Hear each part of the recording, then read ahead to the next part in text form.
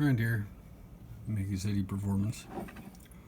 So, come to realize there's been some issues with putting the slide back in the carb and getting it seated right. So, first off, you want to make sure, of course, that it's assembled correctly.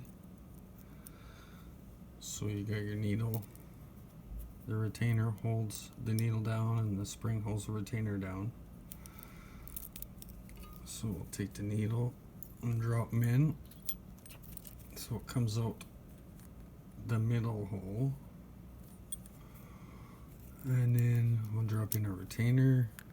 Now the retainer, believe it or not, the retainer down inside this end that goes in first, there's a hex hole in it, and down in the bottom of the carb there's a hex it's got to sit on, so you can get it on there crooked and not have the needle seated. So I'm just going to try that. No, so there, I got it. So you can see that retainer sitting up and the needle floats a lot. So all you do is turn the spring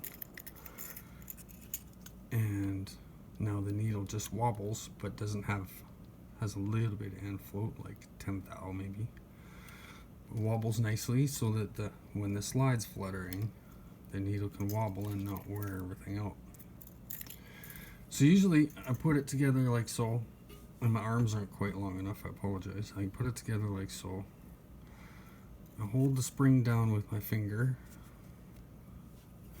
The slide only goes in one way, but if you look at the bottom, you want to put that hole at the top of the hole off center towards the front, towards the engine. And you look in the back if you can. You can feel it too if you want to feel it. And you just make sure that's in. That's the easy part. This one's really nice. It's been out of the bike for a while. It's not swollen up or anything like that. If you get one too swollen, you can try and wash it, put it in the fridge, put it in the freezer, leave it in the sun, and then cool it off. All kinds of things you can do to try and shrink it. They don't always shrink it. Sometimes you end up having to hold the slide up a little bit to make it seat properly. And then usually put it on like so. And remember, the bottom of the cap has the boss to go in the detent to have it right. And it takes a very delicate touch. You want to go straight down and then just wiggle it. Yeah, this one's going to be a little bugger, which is good for the video.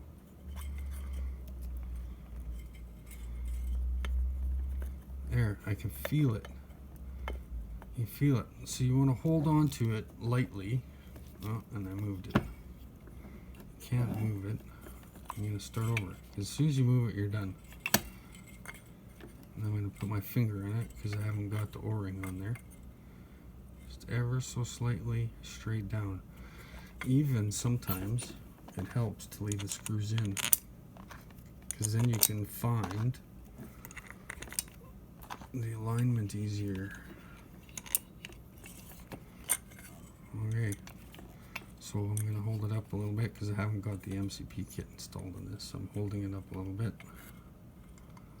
Put it straight on, and look at that. Those screws help me. Now here's the trick. Oh, looking around, look, it's not seated over here. So I'm going to push the slide up. Just wiggle on it a little bit. There, and dropped in. And the slide returns nice and slow. The slide should return pretty slow. If it's returning faster than that, it's not in right. See if I can get it so it's not in right and show you the difference. Okay, I pushed it off a little bit so it's not seated right. Oh, it might have seated. There, it's off again. You can see it comes down much quicker, almost twice as fast. I'll get it back seated again. Oh, I don't think it's right. As you can see, it takes a little finesse. Oh, it just clicked in. And now it's moving slowly again. So there is quite a difference between how fast that slide returns. There, that's unseated. It's not sealing at all. That's moving way too quickly. Now keep in mind, if you've drilled out that hole on the bottom of the slide, it's going to make it a little harder to tell. Now it's seated again, and it drops nice and slow. And that's what you want. I guess that's it. You put the screws back in now, and but you have to finesse it. You can't just slam it on there. You got to feel it. And always cycle the slide after and check.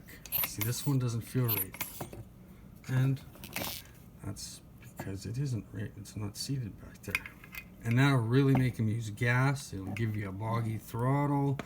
You'll have a hesitation off idle often. It just won't run right.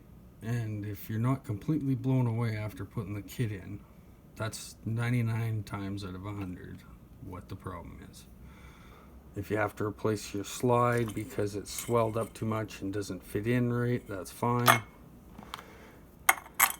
I didn't actually, when I told you to put the screws in, I didn't actually remember until I tried to do it without.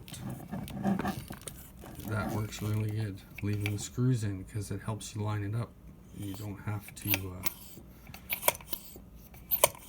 see, that one still don't feel right, and there it is. It's not right. It's got a gap at the back.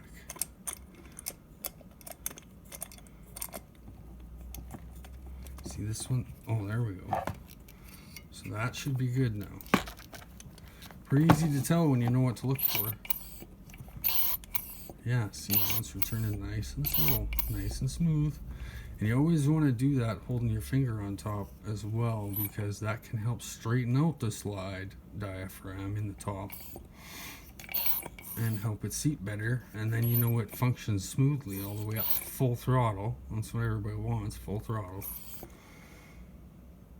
That's how you get that nasty little gadget seated. It's finesse. It's not. You gotta do it by feel. You can't really see it. Often you can't see it. You can see it on the slide action. The slide's gotta return nice and slow, because that means all that air is moving through that little hole that some people drill. That's it. Putting the slide on. Grant, Mega City Performance. Have a good day.